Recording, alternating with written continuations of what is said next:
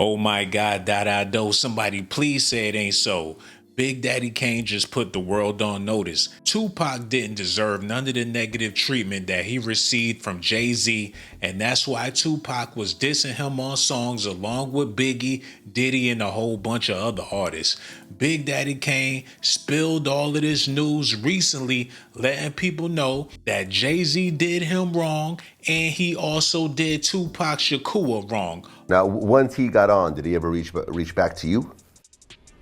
Yeah, Jay had me come and do Summer Jam with him one year. I think that was the time when he had that. Me and Pac went in the studio and did a song together. And then them little dudes. Outlaws. Yeah. Outlaws. They came, like, as soon as we got there, they came up to Pac talking about, yo, Lauryn Hill dissed you, Mobb Deep dissed you. It's true. Tupac, he really had an issue with Jay-Z. He really didn't like him then. Not at all. I think that if Pac was alive, it would have been a whole different story. And as much money as Jay-Z has, he still hasn't accomplished what Tupac accomplished before he was at 25 years old. Big Daddy Kane just said something about Jay-Z and Tupac that nobody saw coming. And let's just say that the story we've been told is not the full picture. As you probably know, Kane helped put Jay-Z on and gave him his big break. That's not even up for debate. Jay was opening for Kane, freestyling on stage, rapping in his crew cypher. But as Jay got bigger, Kane's name started to disappear from the narrative. And here's where it gets even more interesting. Kane's comments also connect back to Tupac, because while Kane was opening doors for Jay-Z in the East, Pac was firing warning shots, calling out the industry, calling out fake players, and yes, throwing shade at Jay. So what is Kane really saying? Did Jay-Z take more than just inspiration from him and Pac? And did he build his legacy by stepping over theirs and never looking back? Let's break it down. Yeah, let's break this down. In every aspect of life, there's going to be young kids watching their elders, emulating the people that came before them. Same thing in hip-hop. Jay-Z came up seeing what Big Daddy Kane was doing. Tupac was in the movie Juice. Tupac was making moves in Hollywood, rap, and in other avenues. So, of course, Jay-Z was looking and admiring Tupac. Jay-Z was allegedly quiet, very observant, and he saw the flaws within Big Daddy Kane with the 3 cuts in his eyebrows trying to wild out. He saw the flaws in Tupac Shakur, putting himself out there like a thug when he really wasn't that, when he was really a panther. He was really supposed to be an activist. People feel like Tupac played himself. So can you blame Jay-Z for being smart enough to see the flaws in these men and craft his own lane so he can be a successful billionaire happily married with kids? Y'all need to keep listening at this, because Big Daddy Kane about to give y'all his take on this whole scenario. Hold up. Tupac is a lyricist. See what I'm saying?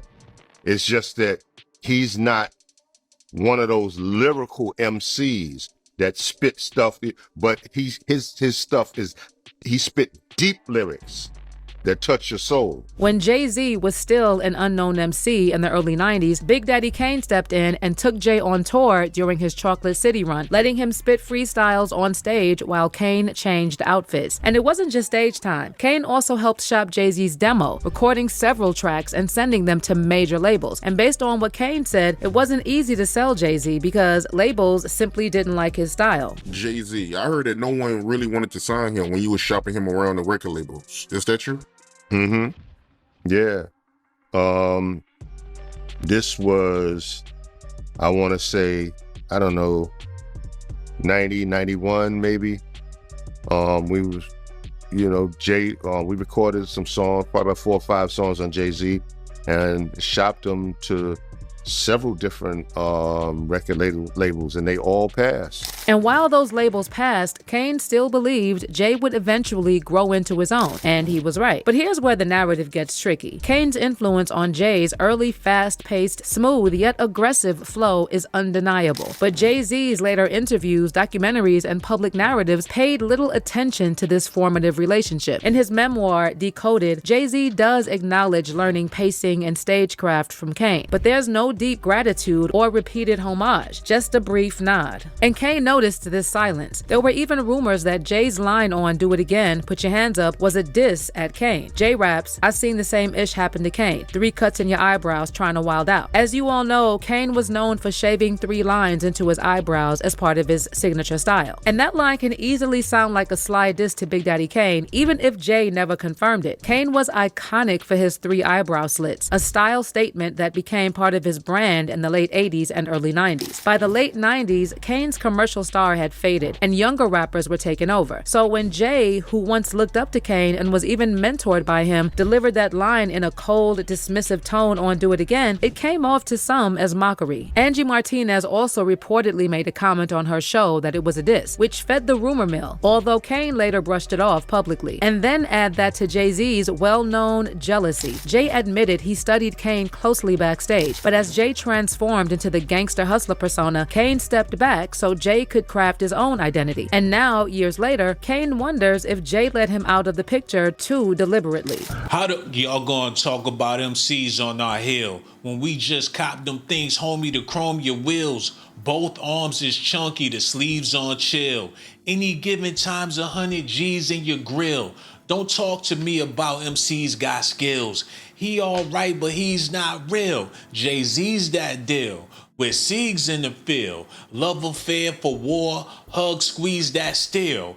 F you got a flow. That's cool with me. You got a little dough. That's cool with me. You got a little cars, little jewelry, but none of y'all could fool with me. You know the wrist frostbit, -2 degrees, about as blue as the sea. The way I maneuver the V, hat cocked, can't see his eyes. Who could it be with that new blue Yankee on? Who but me?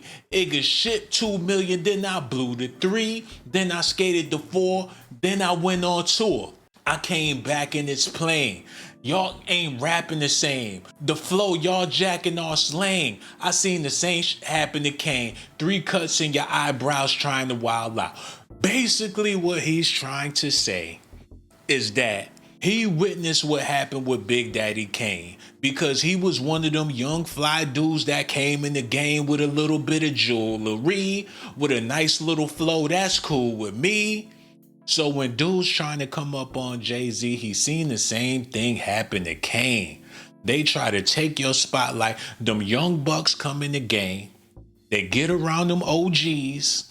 Now they want to get they shine on and outshine the master. He seen the same thing happen to Kane because he did it to Kane. Tupac did it to Kane too, no Diddy. He wasn't dissing Kane. He just letting people know he know how the game go. Them young boys come in, they jacking your flow. He jacked Big Daddy Kane flow. They said he was rapping like Kane. Now Kane fell off and Jay-Z, the man, he'll be damned if he let the same thing happen to him. I remember actually having a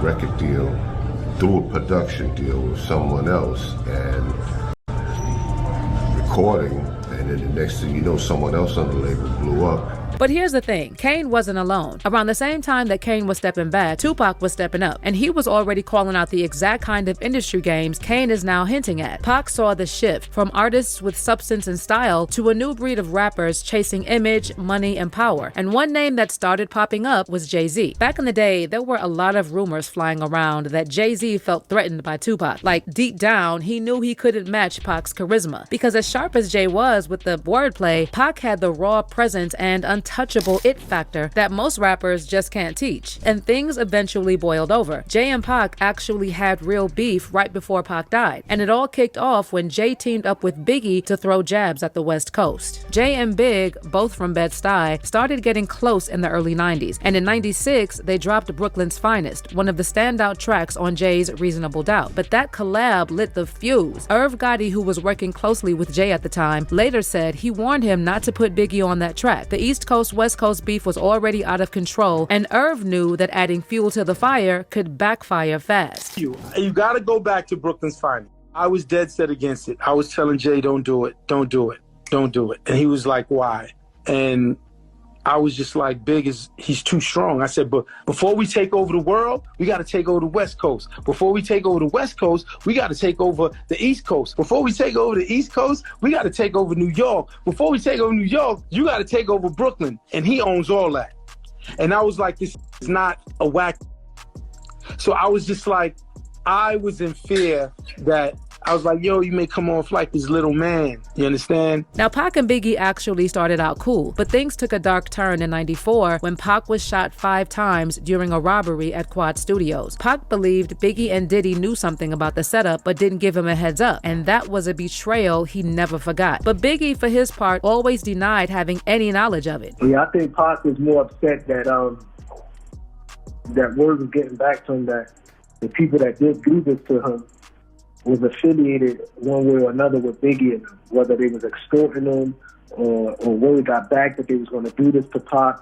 So this is one of the reasons that Pac was upset. So after the Quad Studios shooting, Pac and Biggie started taking shots at each other in public. Shortly before Jay dropped Brooklyn's Finest, Biggie released Who Shot Ya? And by then, East Coast, West Coast tensions were already at a boiling point. And that's why Irv Gotti warned Jay to hold off on dropping his track with Biggie. But Jay went ahead and released Brooklyn's Finest anyway. And that only made things worse because in his verse, Biggie threw direct jabs at Pac, calling him his son and hinting at the rumors about Pac and Faith Evans. And then what Big did, which I was like, that's why Pac was on Jay, because of Brooklyn's Finest. If they have twins, you probably have 2 Pacs.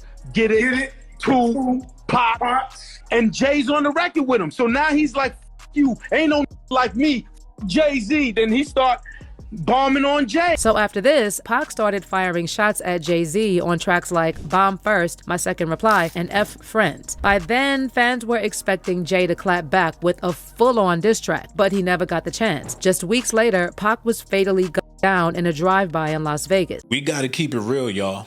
The Brooklyn Finest track was not hot. The beat was sloppy. The rhymes was all over the place. Whatever Biggie said about Tupac did not get a whole lot of attention because it seemed like he was trying to be friends with Pac. It really wasn't a diss. If they have twins, it'd probably be 2 Pacs. Get it? 2 Pacs, meaning that Tupac would be the baby daddy. He already knew that Faith and Tupac was sleeping around. That's why on that video, when he was throwing all the Faith stuff out the house, he already knew she was messing around with Pac. Faith was an industry skeezer. Pac wasn't the only person she was sleeping with. It's looking like she was sleeping with Stevie J. They messed around and got married not that long ago. I know Puff done skeeted off on Faith Evans. Tupac, Suge Knight, you name it. He knew his baby mama was a skank. So if they have twins, she probably have 2 Pacs. He was acknowledging the fact that Tupac was banging his bra before Hit 'Em Up even came out, because he knew Pac was going to come and say something about it, so he just said something about it before Pac said something about it. Jay-Z ain't have nothing to do with that, but they try to create the beef, create the narrative. Big Daddy Kane need to get somewhere, sit down, and shut up. But here's the twist. Jay did write a response track called Scathing, which was reportedly a brutal diss aimed at Pac. He never released it, supposedly because he didn't want to fan the flames while Pac was still alive. But not many people know that after Pac's death, Jay actually performed this track live at the Apollo. According to DJ Clark Kent, the song was wildly disrespectful, and Jay only did it because he felt like he had something to prove, like he was carrying a chip on his shoulder and finally letting it out. And it's funny because before he performed the record, he was like, yo, no disrespect to the dead, but you just can't say whatever to me. Oh, so he actually performed it after Pac passed? Yeah. Yeah, we was at the Apollo. It was, I will say this, if you can find anybody who was at that show and the Apollo was packed, they will tell you that it was absolutely crazy, the things he was saying. I was like, Lord Jesus. Like when you know when you hear something, it's one thing, but then when you hear it performed, it's like, jeez. It was super tough. Now it's sounding like Jay-Z sacrificed Tupac and Biggie. They're claiming he performed a diss track called Scathing. I never heard of it. I never heard it, and I'm a hip-hop head. So somebody got to be lying, or Jay-Z really had Tupac taken out of the game. And if he had Pac taken out of the game, that means he had Biggie taken out of the game. And if he had Biggie taken out of the game, that means that Jay-Z and Diddy been working together. And Big Daddy Kane know what's going on, but he ain't telling the whole story. Because if you diss Tupac at the Apollo after he died and they said what he said was super duper crazy, that means that Jay-Z is an evil man. And if Big Daddy Kane is calling him a snake, and he running with Megan Thee Stallion, and she got an album out, videos out talking about she's a snake. Then he getting sued by Nicki Minaj, who talking about she an anaconda. Birds of a feather flock together, and snakes wiggle and jiggle together. Jay-Z better not have a twerk video out there like Gilly the Kid. I know that Tupac wanted to go to war with the whole East Coast, but by the sounds of things, Jay-Z was his biggest problem. But why would Jay choose to perform that diss track after Pac was already gone? Well, there's been a lot of talk that Jay actually felt relieved when Pac died because he was always intimidated by him and figured he could never outshine the legend. In fact, Diddy's former bodyguard, Gene Deal, revealed that Jay was so scared of Pac that he once refused to leave his hotel room in Las Vegas for a show, simply because Pac and his crew were in town. The story is that Jay was going to try to perform in Vegas, but Pac was in Vegas and him and his dudes now, and they wasn't going to let Jay-Z come out the hotel. They found out where Jay was at, and Jay wasn't going to come out the hotel. He was going to miss that performance or whatever like that. Do that concert, and Jay was scared of the motherfucker. Jay wasn't coming out that hotel. Until he got clearance. Now, a lot of fans have called Jay-Z sneaky for never directly dissing Pac while he was alive. But the truth is, Jay and his East Coast crew were constantly throwing subliminal shots, trying to provoke Pac because they knew he'd take that bait emotionally. Rappers who were around back then say Jay was seriously jealous of Pac's charisma. No matter how nice Jay's bars were, he knew he could never match Pac's natural charm. Even Nas later hinted in an interview that Jay-Z was bitter about Pac and Biggie's success. And Jay actually told Nas he was a better rapper than both of them. Nas told Vibe, "We were kicking it and he told me that he's better than Biggie. I looked at him like he was crazy. Then he really got crazy and said that Tupac and DMX were not lyricists. I told him that I disagreed with him, that Tupac was the greatest ever, period." I hate to say it, but Jay-Z is telling the truth. DMX and Tupac was not lyricists. They get on the songs and growl and say thugged out things about Dear Mama. But that don't mean that they was lyricists. They never said nothing thought-provoking like Tribe Called Quest, Mos Def, Jay-Z, Eminem. They was not spitting with them pens. They was too busy talking about drugs, alcohol, liquor, weed and Hennessy and things like that. DMX was a prophet. He was a whole bunch of great things. So was Tupac Shakur. But lyricists, I don't think they fit that description. A lyricist is somebody that put them balls together so witty, you won't get what they talking about till 3, 4, 5 years later. I be listening to old Outkast CDs.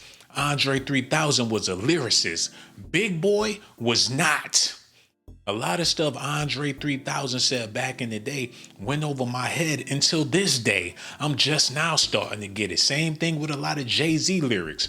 Reasonable Doubt was way better than Biggie's album Ready to Die. Let's be real. Jay-Z is an incredible lyricist. Biggie is a legend of all legends, but what Jay-Z told Nas about him being better than Biggie, I ain't saying it's true, but a lot of people will argue that Jay-Z is not only better than Biggie, but also better than DMX and Tupac Shakur. But that's not the only reason Jay-Z has been called a snake by fans. There's also the fact that Jay-Z stayed close to Diddy even after rumors surfaced linking Diddy to Tupac's murder. In fact, after both Pac and Biggie were gone, Diddy started publicly praising Jay, saying he was the one who filled their shoes. Bro, you filled them shoes though. You came in and you know what I'm saying? So we definitely give thanks for you. You know what I'm saying? Because you definitely, came in and I just know how much Big like really looked up to Jay. You know what I'm saying? They looked up to each other. And yeah, that is crazy to have to step into the shoes of like two people, because that's all it was those two people, and they had like the game. They had things on lock. Hov was coming, you know what I'm saying? But like, you know, it was like these two cats was just so big, you know what I'm saying? And then so it's like to have all of that, like, you know, come on you and have that responsibility to keep this shit fly and keep the art of it going. Yeah. You know what I'm saying? Because I think Hov really kept the, you know, not, you know, Hov kept the art of it going and was able to take where they was at and take it, you know what I'm saying, take it even higher. So. And despite all the rumors swirling around Diddy over the years, Jay stayed close to him right until that 2023 Cassie lawsuit blew everything up. But now all of a sudden, Jay developed amnesia and he's out here saying he and Diddy were never even friends. So what's the real takeaway here? Big Daddy Kane hinting at betrayal and disappointment, Tupac's warning, Jay-Z's shady moves behind the scenes. It all paints Jay as a man who not only borrowed flows, but strategically stepped over mentors and rivals to build his empire. And as talented as he is, a lot of Jay's industry peers are starting to openly talk about how Jay's legacy is soaked in betrayal and cold calculation. But let me hear your thoughts on all this. Oh my God, Dado, somebody please let me know how you feel about this in the comment section. Y'all want to know what it is? Big Daddy Kane is getting old. And he feel like he got a lot of hip hop secrets he been holding back for years, and now he want to tell it to get it off his chest so it can be documented about how he really feel, and is looking like he was jealous of Jay-Z's success. But what are you to do? I've been doing YouTube for it feel like about 20 years now. I've seen plenty of channels come up using my style. It's a bunch of baby Sean Blazertons out there. They getting more views, got more subscribers, getting more money than me when I'm the architect of what they doing out here. All of this AI that's going on, I'm the architect of what they doing, man. They done duplicated me, triplicated me. What am I supposed to do? I feel like Big Daddy Kane. But at the same time, I got to hold my own and keep on doing what I'm doing. They say I'm old school out here in these streets. But that's just the way the game go. When you a trailblazer like Sean Blazerton and you blaze trails and people following your lead, then they come up and don't even want to pay homage. I feel like KRS won about this piece, man. I don't like it. But that's just the way life is. You got to accept the fact that you are OG in the game and do OG things. And what Big Daddy Kane doing, talking about Jay-Z and Tupac, I understand he got to get it off his chest. But bruh, you gonna have to just accept the fact that you had your fun in the sun. During the 80s, Big Daddy Kane was the man. Ain't no half stepping. That boy was spitting. You go back and listen to Big Daddy Kane today, you will be amazed at his lyrical capabilities. The ones, the twos, the threes, the fours, the fives, the six, the sevens, the eights. And no, I'm great. Can't nobody do it like Big Daddy Kane, man. Go back and watch Juice. Go back and watch House Party. Just before the internet, he was freaking them girls off and ain't nobody even have to know about it. They call him Big Daddy Kane for a reason. He don't squeeze plenty of cheeks. Your grandmas, your aunties, all of the women in the hood. Whoever had a fatty was with Big Daddy, and he know that. So why he mad at Jay-Z? He was in the game before you had to be a fruitcake in order to be accepted. He was able to wear the baggy pants back in the day. He wasn't coming up in the era where you got to wear the skinny jeans. He ought to be happy that he dodged the zesty bullet. But then again, with a name like Big Daddy Kane, and he was with Madonna back in the day on the cover of Playgirl butt naked with a sausage between his cheeks allegedly, or it was a cucumber or whatever it was, man. Y'all gotta let me know how y'all feel about this in the comment section. I got so much love for y'all. Make sure y'all do me a favor. Hit that like button, subscribe to the channel. And for all you beautiful ladies out there, y'all already know I risk my motherfucking life. Risk my life to give you documentations, girl. I risk my life to give you documentations, girl. I risk my life to give you documentations, girl. I risk my life to give you documentations, girl.